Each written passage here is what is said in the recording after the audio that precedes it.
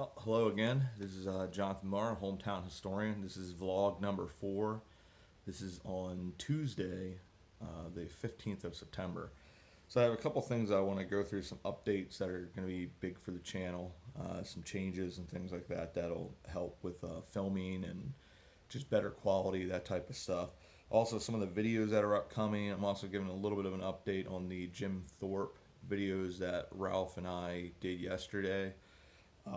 And then also, I'm going to do some updates at the end on the, sorry about that, on the Blue Eyed Six video and on the Joseph Johns. Joseph Johns things, I think I had everything pretty much correct. I did find out a little bit more information about like the location, for instance, of Africa, and I'll go into that. But the Blue Eyed Six, there were a couple things the minor things that I sort of wondered about, but like you can only go off the information that you can get. And that day that Cliff and I went out and filmed, I also went to the Lebanon County Historical Society. And I got some books on that and a video and learned a couple things that sort of clarified a couple things and also a few things that I want to try to update on. At some point, I want to do some newer videos on those two subjects just because as I get more information, also the Blue Eyed Six do more like a personal touch on it with what the families went through and that type of stuff.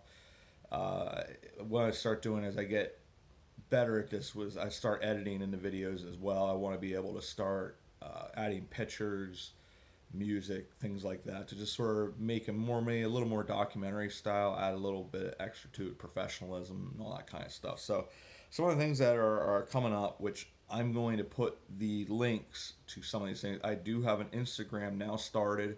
It's going really well. I'm actually really, really enjoying it. They make my pictures look probably a lot better than they actually are because of the filters and things like that. But that's been a success and it's been a lot of fun. So I'll actually put into details. I'll start putting like the links to that and some of the other things. I am going to be starting a P.O. box here shortly, either in Anvil or in Ono. Both of them are relatively the same distance. It's just what's available, because sometimes you go, there's the boxes that you want aren't necessarily available at those particular post offices. So I'm going to go to one of those and pick up a box, and then I'll start posting that because I know people have asked about sending things and stuff like that. So this will make that available. I also have started an email for the channel. I will post that into details as well on the end of this video. And then each video after that, I'll start putting those particular things. I'm going to also put the Facebook address as well. That way, it'll actually be a link. So you can click on it, and that way, if you aren't a fan on those or you haven't, whatever, it's available to you now. A little bit more information out there. I'm also going to today is the day the new camera is supposed to arrive, which will fix, for instance, one of the issues I've been having a lot of problems with is sound capture.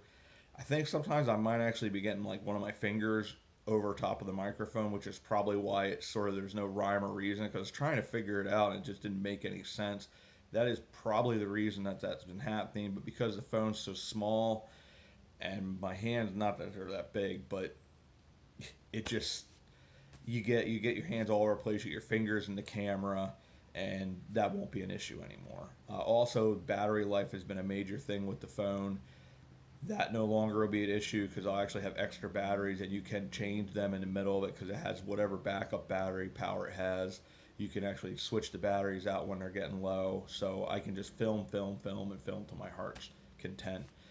Also, it'll solve the problem of storage because sometimes with this I can only store so many videos on the phone because I haven't been loading them on my laptop yet.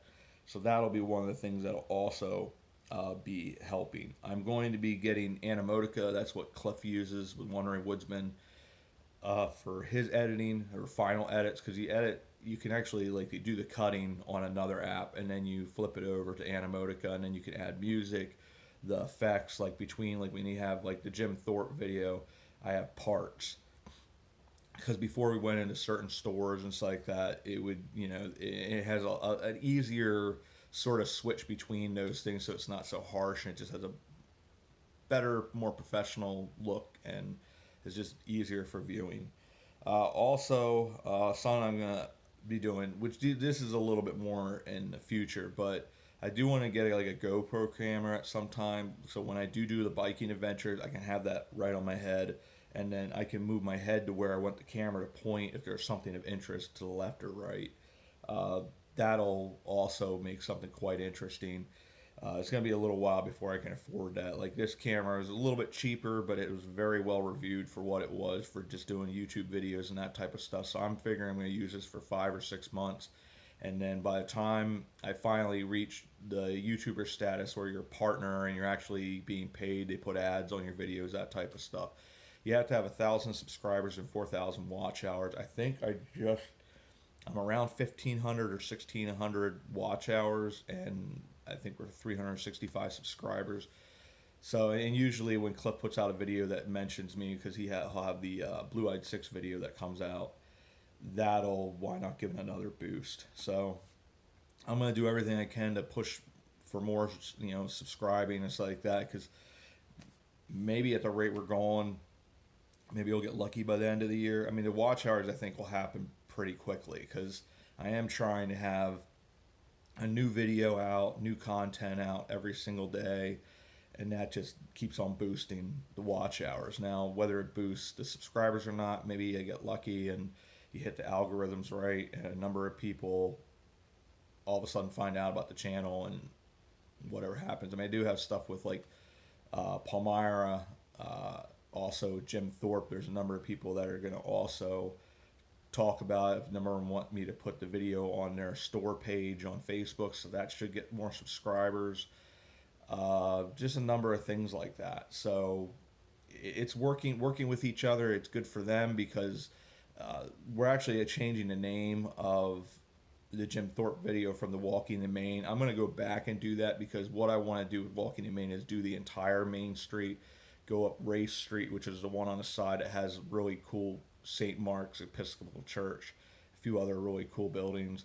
And then there's also the guys that really built that town. His name is Asa Packer, who founded Lehigh University. I want to go up to his mansion and then his son's mansion, Harry Packer's mansion, which was actually the template for the Disney World's Haunted Mansion. So they're really neat places. I'd like to show them up close. There's a really cool.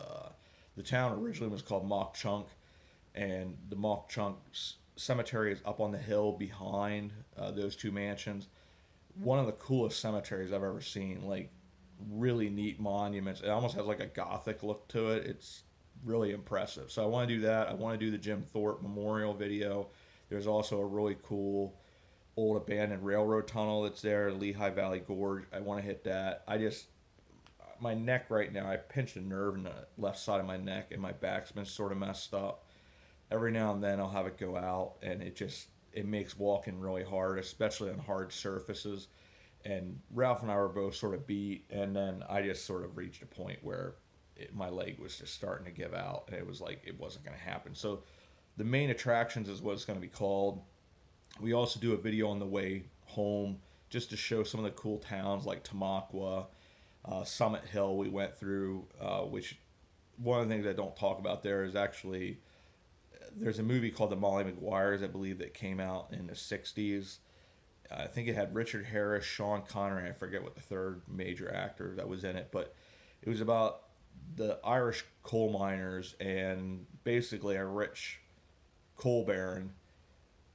These guys got railroaded is what happened. They probably were not responsible for a murder that happened in Summit Hill, and ultimately I think there was 6 or 7 of them that got hung, and they even had the last 2 guys. There was a stay from the governor, and the sheriff just didn't let the guy through that had the messenger, or the message. The messenger wasn't let through, so they still hung him. So the whole thing was rigged, and it was really sad. That's something I want to do a video on as well. They have a monument to it in this little town called, I think it's Mahanoy City, and just brutal, really brutal. But that's a whole nother thing. But that area has so much rich history. But basically we did a lot, like we went up the main part of the historic district, and you got to view those buildings, but we also went in and talked to the shop owners because it is a destination town, and the people there is so cool.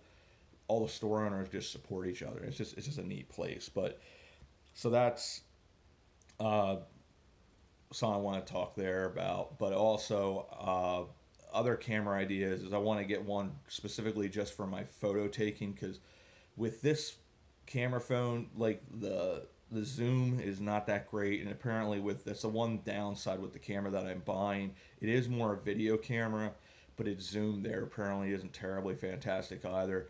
This is working out really well, so I'll continue using this for the photos and maybe for some small cemetery videos, just because it makes more sense. It's a little easier to handle. Um, but then I also want to look at getting something that I specifically use for when I do the country roads take us home, that I can sit in the car and have something that holds it there, so it's just safer for me when I'm driving. And then, so these are a bunch of things that are probably more in the future. There are different things that I have a ton of different ideas for this channel, and it's been awesome so far. It's been a lot of fun. But some of the videos Ralph and I are actually going to be doing whenever the weather is good on Mondays, because I have off on Mondays.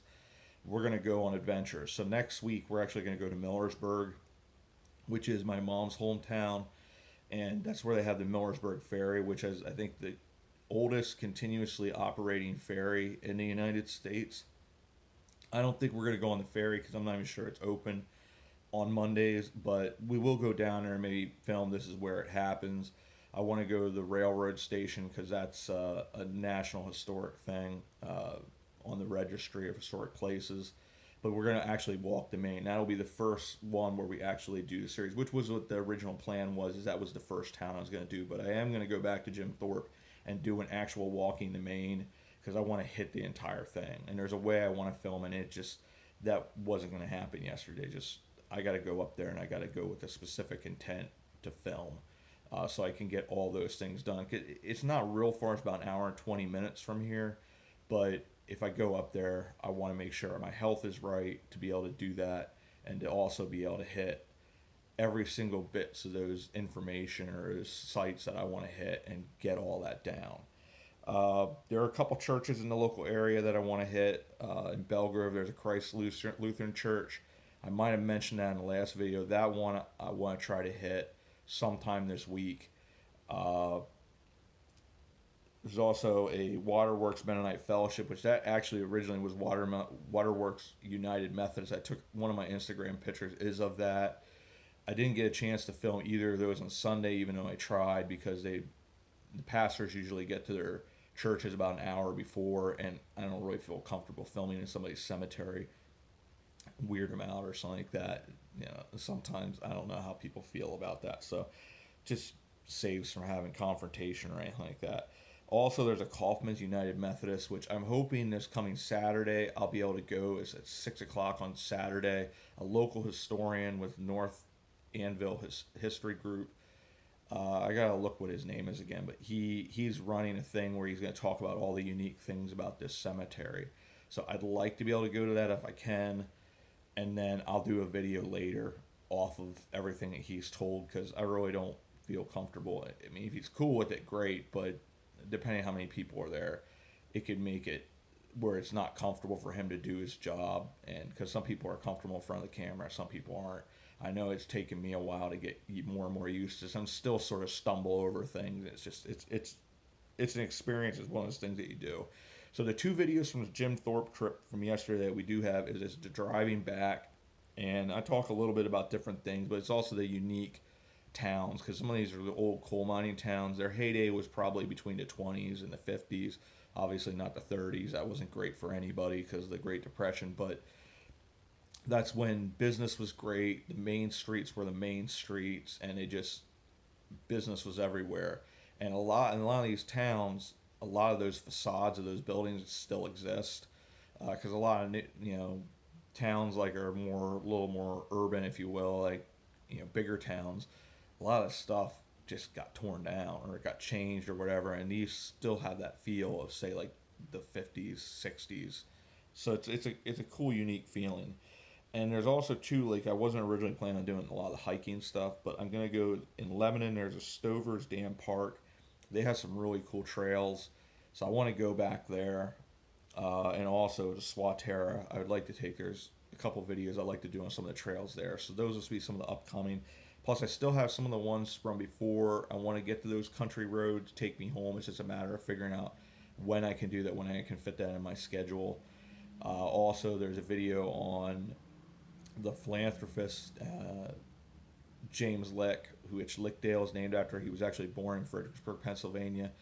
It's off of one of those historical markers, but I'm going to do it on James Lick and his son John Lick, because John Lick was very important in the Lickdale region in Fredericksburg. He did a lot for the area. James Lick is an extraordinarily important person who's really forgotten about, and it's a shame because he was a weird guy, apparently pretty reclusive, but a lot of firsts. He was the richest guy in California. Actually, you could make a movie about some of the stuff that, like, adventures he went through, because pretty wild. Like, he was down in South America. He was a piano maker, and then I guess the one time he wound up getting captured on the way back when Argentina and Brazil got their independence from Portugal, and he was actually in like a camp where he was captured and he escaped. Pretty wild, but he's a pretty interesting guy.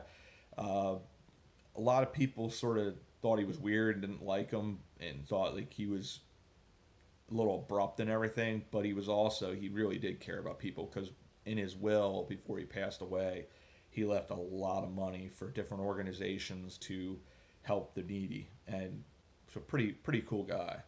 Um, Also, I believe there's a video on John Walter and Jacob Albright, who were the founders of the Evangelical Church.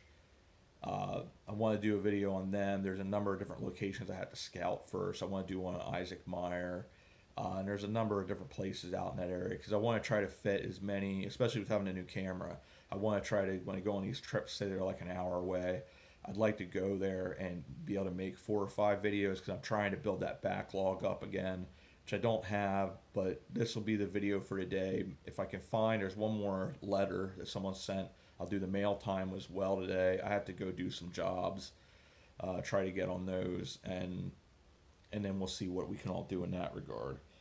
But that mail time video is coming soon, because there's a couple of people that sent some things to me through Cliff, his P.O. box. That's one reason I want to do my own P.O. box. That way he can't possibly get in trouble somehow that like some stuff's being sent to him.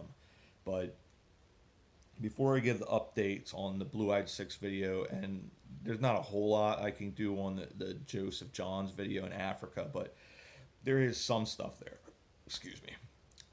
It's early in the morning. But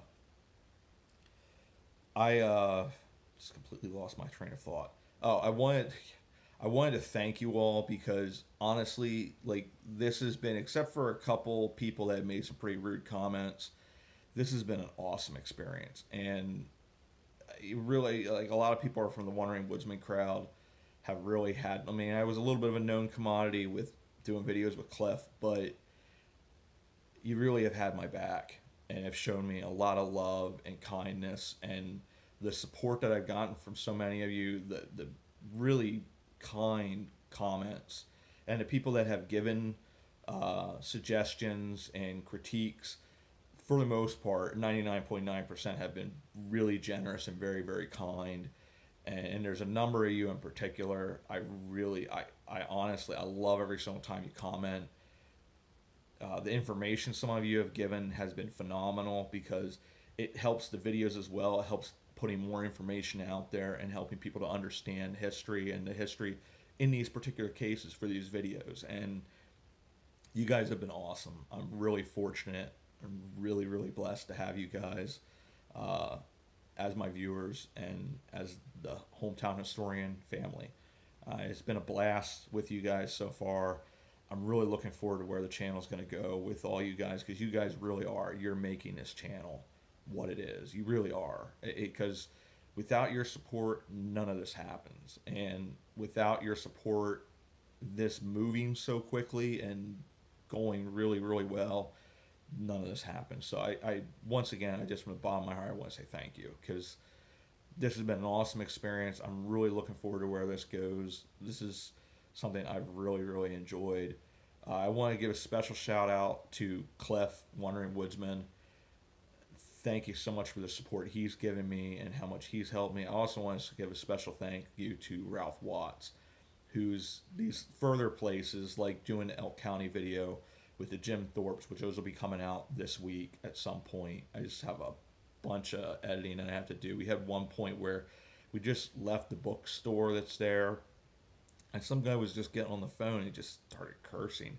So I want to get that out of there because the kids do view these, but it's just sort of like Ralph. I'll stop it at the point where the editing, it's only like a couple seconds, but like Ralph and I both start laughing because it was just so blunt and just out of nowhere. It was sort of like, wow. I was like, I'm sure he didn't know I was videoing and stuff like that, but it's like, and Ralph's like, I don't think he really would have cared, which is probably true. So there's just some editing, little things I have to do to get him a little smoother, and there's some areas where we were running into like vehicles all the time, or like, and it's just, I got to watch through them just to see how much of the audio that you can actually hear, because it's not enjoyable when you have someone revving through. But that's part of when you do this. But I'm going to be starting to do the editing and also like the intro and outros. And on the outro, I'll wind up having, probably on the intro as well, like please subscribe, because the more people subscribe, the quicker this channel can move forward. Especially once I can start doing this, and then I'll do Patrons like that. Then I can start looking at doing a little further away. I mean, there's a ton of stuff here locally in Lebanon County. I also want to give a good shout out to Lebanon County Historical Society. The amount of books for research materials, I'm really looking forward to working with them. Friends of Old Anvil is another historical society that I'd really like to give a shout out to as well. Phenomenal. The stuff that I've been able to get from their sites, the books I've been able to get from Lebanon County Historical Society, this makes this so much easier to happen and to be able to get the right information. So, because like I'll talk about in about the Blue Eyed Six video and that, I always want to make sure I'm putting out the information as correct as I possibly can. Sometimes it's not always possible, and they're more minor things, but it still matters to me, and I want to clarify that. So, the Blue Eyed Six video, there were a couple things, like I went off of different information, and even like a lot of my information I got that was all correct was from Wayne Onspach, Joellen Litz, who's county commissioner in Lebanon County. She also has a YouTube channel, which I want to put certain people's YouTube channels up as well, who I think do a great job. She had put up a few different, I guess you could call it a symposium, where Wayne was talking about, because he had direct relations to two of the Blue-Eyed members, two members of the Blue-Eyed Six, and he had written a book about it, and like all his information was correct. The one thing he was somewhat uncertain about was the amount of insurance, and also the timing of when the insurance was bought. That's one of those things that you just sort of, it's not a whole lot of information's out there. I had said it was around like $30,000, and then they eventually, I guess they dropped it because either it was too much or they thought it'd be too obvious at that point, which I always sort of thought in the back of my head, that was a lot of money for back then. I mean, even just having small policies like $1,000 policies or $2,000 policies, that was a lot. But actually having 30,000 and then finding out through these books and the video how much it actually cost, and then when I finally got the timeline of when they bought the insurance, there's no way. What actually happened is they bought two $1,000 policies and two $2,000 policies. And actually, the person behind the insurance scheme was George Zeckman. He's the only guy that got acquitted. He thought about it as like, this would be a great way to make money. Also, not all six of the Blue-Eyed Six lived in St. Joseph Springs. George Zeckman, Josiah Hummel, and Henry Wise all lived down. The whole valley was called Fishing Creek Valley, and down where Sadison's Creek or Sadison's Lutheran Church is near the Swatera Creek, that's where those guys lived. That's why Josiah Hummel and George Zeckman are buried at Sadison's Lutheran, and Henry Wise is buried on Greenpoint School Road at where the old Greenpoint Meeting House used to be. What denomination that was, I still don't know, but they were all down on that side. Henry Wise is the one that paid for the policies. Now, the other guys eventually paid him back, but none of them had any money. The only reason Henry Wise had money is his house had just burnt down, so he got the insurance money from that. But the $2,000 policies were like $12 each, and then I think the $1,000 policies were either $6 or $8 a piece. Because even in a lower estimate of around 10,000, the person had put that they had the two 1,000 and 2,000, and then the rest was there were two other policies for that, and that didn't make sense because there was only four guys. Um, I also found out like Joseph Raber was basically the Valley beggar, and he was also apparently quite the simpleton. Was not all there. He was actually his common law wife, which I think is another way back then that they would say a person's living with you. They weren't actually married. I guess that's how it was. That's how I'm taking it. But he was actually his common law wife was the sister of Charles Drew's wife, which that was another thing that was sort of wow.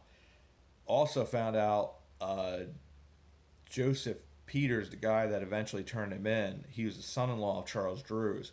His wife, the daughter of Charles Drew's, was actually having an affair with Franklin Strickler. Now, all Joseph Peters knew when he came back from, because he was in the military, when he heard his wife was having some kind of affairs, he came back. He didn't know it was Franklin Strickler. He didn't find out till a little bit later, and that was his motivation, was revenge, to get back at these guys, or else maybe nothing would have happened. Also, I'll say with the insurance, because I got ahead of myself there for a second. The insurance was bought in July of 1878, and the crime was committed December 7th, 1878. They said, which it does sound like Israel Brandt was the mastermind behind, let's just take the guy out. And because it was his idea as well, he got Charles Drew's, which was his neighbor, and they also did it right in front of the Brandt's Tavern, and that's where they discussed a lot of this stuff. Eventually decided to take him out. They said part of the reason they probably decided to do it a little quicker is because the dues were coming up for the premiums for the policies, the assessment insurance in January, and none of them had money for the next thing. So they were like, well, that's a waste of $36 or $40, which doesn't sound much to us today, but it was a lot back then, especially for people that were uber poor, and like these guys were. So that's some of the information there. Also with their families, wasn't quite sure. I know Charles Drew's definitely had 11 children. Now, 3 or 4 of them had died by this point when the events of the Blue-Eyed Six happened. George Zeckman had 7 children. They were all apparently alive at the time of this happening. Josiah Hummel was not only had just gotten engaged, he actually had just gotten married, so really bad choice on his part. And trying to think, Henry Wise, he's the other one that had children. He actually had the 8th child was on the way. It wasn't 3 or 4. He actually had 7 children already and had the 8th child. He was living with his parents at the time because their house had burnt down. Now, he might have lived down in St. Joseph Springs originally, and that's where the house was. I can't really find anything out about that, but that's that information there. Different note on Israel Brandt as well. He had been in the Midwest farming, and he had actually lost, I believe it was left arm, and he actually had been a tailor in Myerstown, Pennsylvania, and in Lebanon, Pennsylvania. He had actually run the Washington Tavern, which is right along Cumberland Street or 422, and that the rumor is that Washington slept there, him and Alexander Hamilton on their way out to take down the Whiskey Rebellion near Pittsburgh. And Martin Van Buren apparently had been going out to Pittsburgh as well, another one of our presidents, I believe the 10th president. He had gone out and stayed there on his way out to Pittsburgh. So just a bunch of different information, stuff that I didn't have before, stuff that I just got slightly off. If there's more information, I'll have that. There is a very personal side to this. Now, these guys, at the end of the day, they were responsible for what happened, but there's also, like, their families really suffered. Now, I had said that the families were pariahs, which they were to a degree, but it doesn't sound like they had to move. And actually, as harsh of a neighborhood as this was, like Charles Drew's families and Israel Brandt's family, because there were so many children, were the ones that suffered the worst. But the community came together and actually made sure they were fed and clothed and taken care of. So that's a credit to St. Joseph Springs. Now, on the Joseph Johns video, I found out that I had Ammo Road confused with something else where this military checkpoint was. That's not Ammo Road. Ammo Road is actually down a little further, so I could have potentially filmed. And this location where Africa was, that's actually down a little bit further, and the cemetery may be accessible because I was with Ralph when we were coming back. He had talked about it's on the other side of the road, and there's an orchard there. So I got to do a little more research and see if I can find that. But it does sound like that could potentially be available yet. So that will be something that will go back. I do have a book on Joseph John, so there's more information there. And like I said, at some point, I'd like to do videos, follow ups on these, just because I think there's a lot more there, a lot more human interest to these stories. It really is sad, like everything that happened. It's not like the Molly Mcguires that happened in Carbon County, where they truly got railroaded, and probably none of them were guilty of anything except trying to form a union. And the coal mining baron decided we're going to take them out, and that's what they did. Whereas with the Blue Eyed Six, they were all definitely, they were guilty, and it was just a shame, like the suffering that happened, especially with the one guy that got hung. Sometimes the hangings weren't immediate deaths, and they were pretty brutal. But like Ralph and I talked about, Joseph Raver's death was also very brutal. Like, he wasn't given any kind of chance. He wasn't given any respite from being drowned. So at the end of the day, you commit a crime like that, you're going to suffer the consequences. Unfortunately, because of their decisions, a lot of other people suffered as well. So with that, once again, I am going to say thank you.